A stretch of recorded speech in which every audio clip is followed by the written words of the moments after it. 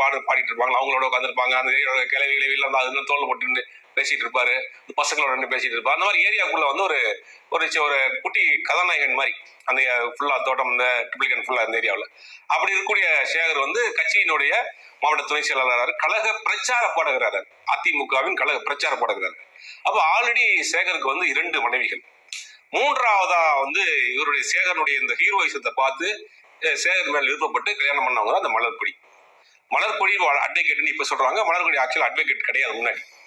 இப்படி மூணாவதா மலர்கொடிய கல்யாணம் பண்ணார். மலர்கொடிக்கும் சேகருக்கும் கிட்டத்தட்ட ஒரு 15 வருஷம் மேல வயசு வித்தியாசம் இருக்கும்.